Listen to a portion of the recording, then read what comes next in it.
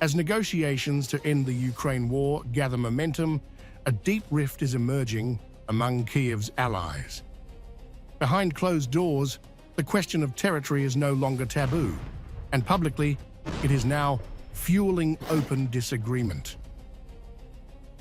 Polish Prime Minister Donald Tusk acknowledged that peace will require difficult choices, including compromise on territorial issues, a rare and blunt admission from one of Ukraine's strongest European supporters.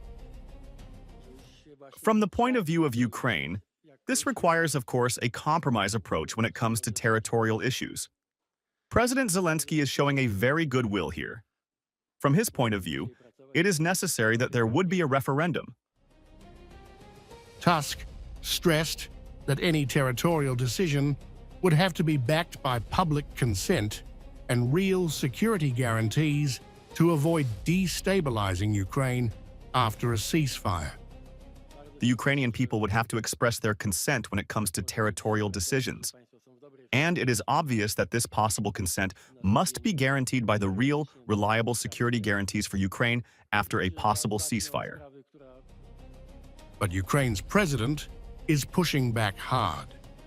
In a televised interview, Volodymyr Zelenskyy rejected the idea of withdrawing from Donbas, warning that it would put the country at serious risk. All the parties have to understand that the worst way is to go out from the Donbas. It will be big risks for Ukraine, not acceptable by Ukrainians, but they will, just personally, and referendum will not be positive.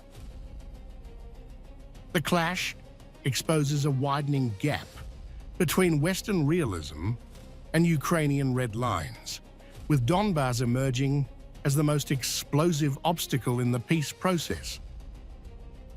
Allies are now speaking openly about compromise. Kyiv is publicly rejecting it. And as negotiations accelerate, the territorial question threatens to become the very issue that prevents the war from ending.